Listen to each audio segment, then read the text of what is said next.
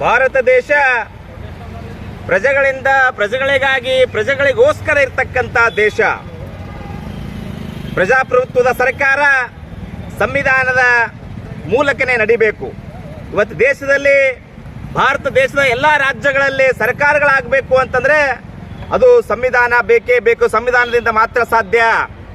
ಇವತ್ತು ಈ ದೇಶದಲ್ಲಿ ಮಾನ್ಯ ನರೇಂದ್ರ ಮೋದಿ ಸಾಹೇಬರು ಪ್ರಧಾನಮಂತ್ರಿ ಆಗಿದ್ದಾರೆ, ನೀವು ಅಮಿತ್ ಶಾ ಅವರು ಒಬ್ಬ ಗೃಹ ಮಂತ್ರಿ ಆಗಿದ್ದೀರಿ ಅಂತಂದ್ರೆ ಅದಕ್ಕೆ ಮೂಲ ಕಾರಣ ಸಂವಿಧಾನ ಅಂತ ನೀವು ತಿಳ್ಕೋಬೇಕಾಗತ್ತೆ.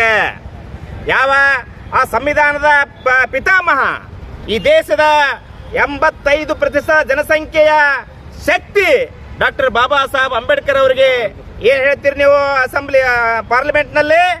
ನೀವು ದೇಶದ ಇವತ್ತಿನ ದಿವಸ ನೀವು ಅಂಬೇಡ್ಕರ್ ಅವರಿಗೆ ಅಂಬೇಡ್ಕರ್ ಅನ್ನೋದ ಬಿಟ್ಟು ದೇವರ ಸ್ಮರಣೆ ಮಾಡಿದ್ರೆ 7 ಜನ್ಮದ ಪುಣ್ಯದ ಫಲ ಬರ್ತಾರ ಅಂತ ಹೇಳ್ತೀರಿ. ಅರೇ ಮಹಾಸ್ವಾಮಿ ಅಮಿತ್ ಶಾ ಅವರಿಗೆ ನಿಮಗೆ ಕೇಳ್ತಾ ಇದೀನಿ, ಯಾರು ಸ್ವರ್ಗಕ್ಕೆ ಹೋಗಿ ಬಂದಿರಿ ಹೇಳಿ ತೋರ್ಸ್ರಿ ನಮಗ.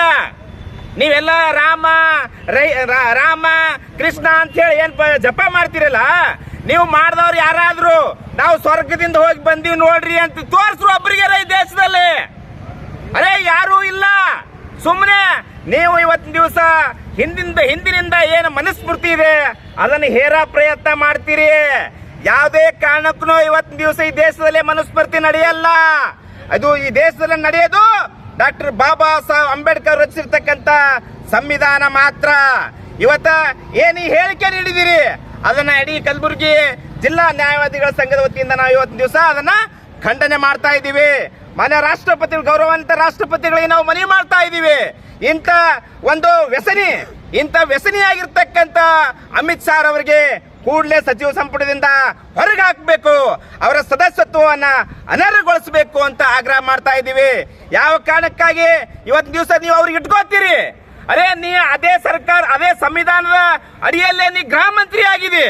ಇವತ್ತ ಆ ಪೀಠಕ್ಕೆ ಇವತ್ತಿನ ದಿವಸ ನೀವು ಸಂವಿಧಾನ ಪಿತಾಮಹಗೆ ಕರ್ತೃಗೆ ನೀವು ಇವತ್ತು ದಿವಸ ಅವಮಾನ ಮಾಡ್ತಿದೆಯಲ್ಲ, ಅದಕ್ಕೆ ನೀವು ಇವತ್ತಿನ ದಿವಸ ನಿಮ್ಮ ಸದಸ್ಯತ್ವವನ್ನು ರದ್ದು ಮಾಡಬೇಕು ಅಂತ ಹೇಳಿ ನಾವು ರಾಷ್ಟ್ರಪತಿಗಳಿಗೆ ಮನವಿ ಮಾಡ್ತಾ ಇದ್ದೀವಿ. ನಾವು ಡಾಕ್ಟರ್ ಬಾಬಾ ಸಾಹೇಬ್ ಅಂಬೇಡ್ಕರ್ ವ್ಯಸನಿ ಅಲ್ಲ, ಅವರು ನಿತ್ಯ ಸ್ಮರಣೆ. ಈ ದೇಶದ ಈ ರಾಜ್ಯದ ಪ್ರತಿಯೊಬ್ಬ ಪ್ರಜೆಯು ಅವರಿಗೆ ಪೂಜೆ ಮಾಡ್ತಕ್ಕಂಥ ವ್ಯಕ್ತಿ ಡಾಕ್ಟರ್ ಬಾಬಾ ಸಾಹೇಬ್ ಅಂಬೇಡ್ಕರ್ ಇದ್ದಾರೆ.